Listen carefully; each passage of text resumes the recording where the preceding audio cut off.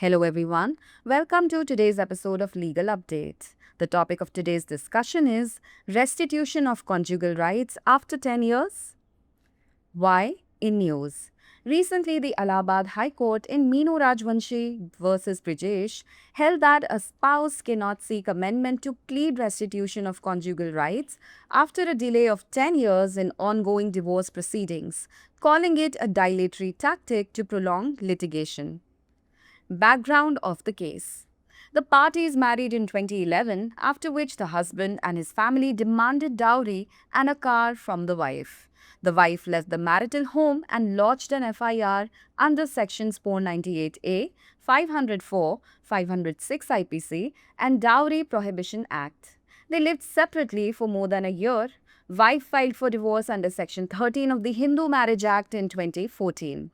Husband repeatedly filed summoning applications to delay the proceedings, all rejected by the family court.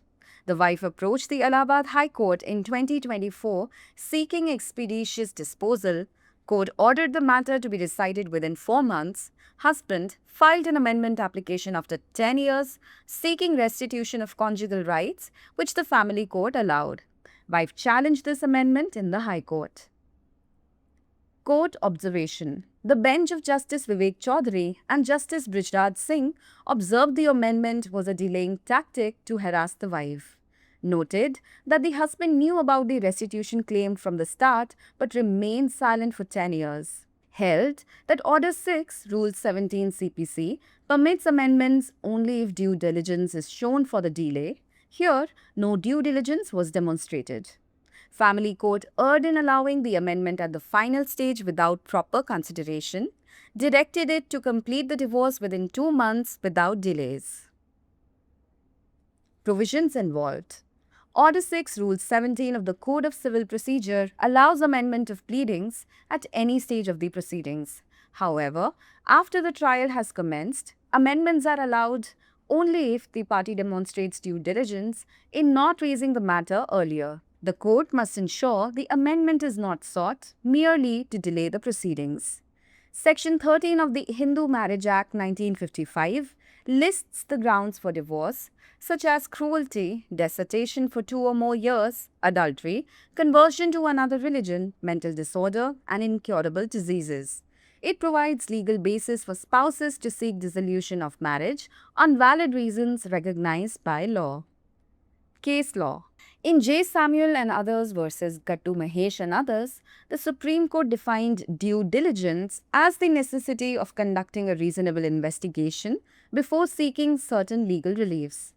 It requires that a party, through their advocate, must make sincere efforts to ensure that all facts and claims are accurate and justified before approaching the court. The term is used in the Code of Civil Procedure to guide courts in deciding whether to allow amendments after the trial has begun. This prevents misuse of amendments to delay cases and ensures parties act promptly. Now it's time for today's practice question. What does due diligence mean in the context of amendment of pleadings? A. Any requests made to the court. B. Reasonable effort to raise claims promptly. C. Filing applications after trial starts. Or D. Deliberate silence to delay case. Send us your answers in the comments. Thanks for watching.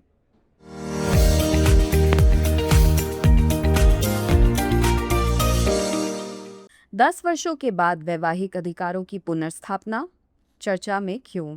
हाल ही में Allahabad high court ने मीनू राजवंशी बनाम ब्रिजेश मामले में यह फैसला दिया कि पति या पत्नी 10 वर्षों की देरी के बाद चल रही तलाक की कार्यवाही में पुनः वैवाहिक अधिकारों की मांग करने के लिए संशोधन नहीं कर सकते। इसे न्यायालय ने मुकदमेबाजी को लंबा खींचने की रणनीति माना। मामले की पृष्ठभूमि।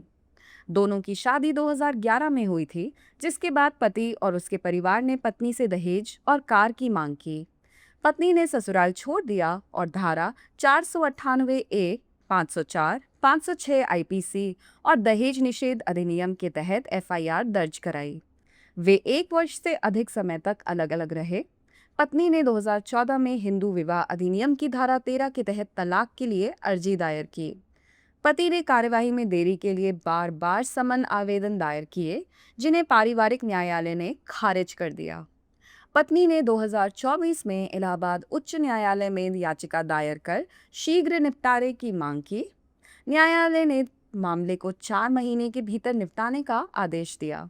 पति ने 10 साल बाद वैवाहिक अधिकारों की बहाली के लिए संशोधन आवेदन दायर किया, जिसे पारिवारिक न्यायालय ने स्वीकार कर लिया। पत्नी ने इस संशोधन को उच्च न्यायालय में चुनौती दी। न्यायालय की टिप्पणी। न्यायमूर्ति विवेक चौधरी और न्यायमूर्ति बृजराज सिंह की पीठ ने कहा कि संशोधन पत्नी को परेशान करने के लिए एक विलंब करने वाली रणनीति है। इस बात पर गौर किया गया कि पति को शुरू से ही क्षतिपूर्ण दावे के बारे में पता था, लेकिन यह 10 साल तक चुप रहा। यह माना गया कि आदेश 6 नियम 17 सीपीसी केवल तभी संशोधन की अनुमति देता है जब देरी के लिए उचित तत्परता दिखाई गई हो। यहाँ कोई उचित तत्परता नहीं दिखाई गई। पारिवारिक न्यायालय ने बिना उचित विचार किए अंतिम चरण में संशोधन की अनुमति देकर गलती की। न्यायालय ने बिना किसी देरी के 2 महीने के भीतर तलाक की प्रक्रिया पूरी करने का निर्देश दिया। शामिल प्रावधान। सिविल प्रक्रिया संहिता के आदेश 6 नियम 17 कार्यवाही के किसी भी चरण में दलीलों में संशोधन की अनुमति देता है। हालांकि मुकदमा शुरू होने के बाद संशोधन की अनुमति केवल तभी दी जाती है जब पक्षकार मामले को पहले न उठाने में उचित तत्परता दिखाता है। अदालत को यह सुनिश्चित करना चाहिए कि संशोधन केवल कार्यवाही में देरी करने के लिए नहीं मांगा गया है।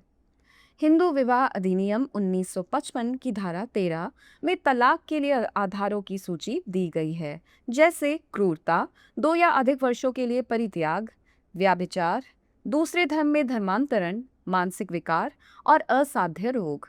यह पति पत्नी को कानून द्वारा मान्यता प्राप्त वैध कारणों पर विवाह विच्छेद की मांग करने के लिए कानूनी आधार प्रदान करता है। संबंधित केस। जे सैमुअल एवं अन्य बनाम गट्टू महेश एवं अन्य मामले में सर्वोच्च न्यायालय ने उचित तत्परता को कुछ कानूनी राह प्राप्त करने से पहले उचित जांच करने की आवश्यकता के रूप में परिभाषित किया।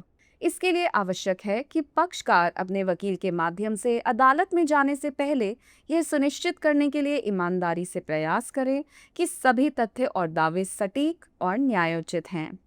इस शब्द का इस्तेमाल सिविल प्रक्रिया संहिता में अदालतों को यह तय करने में मार्गदर्शन देने के लिए किया जाता है कि मुकदमा शुरू होने के बाद संशोधन की अनुमति दी जाए या नहीं। यह मामलों में देरी के लिए संशोधनों के दुरुपयोग को रोकता है और यह सुनिश्चित करता है कि पक्षकार तुरंत कार्यवाही करे। और अब समय है आज के अभ्यास प्रश्न का। दलीलों में संशोधन के संदर्भ में उचित परिश्रम का क्या अर्थ है? ए. न्यायालय से किया गया कोई अनुरोध। बी. दावों को शीघ्रता से उठाने का उचित प्रयास। सी. सुनवाई शुरू होने के बाद आवेदन दाखिल करना। या डी. मामले में देरी के लिए जानबूझकर चुप्पी साधना। अपना उत्तर हमें कमेंट्स में ज़रूर भेजें। देखने के लिए धन्यवाद।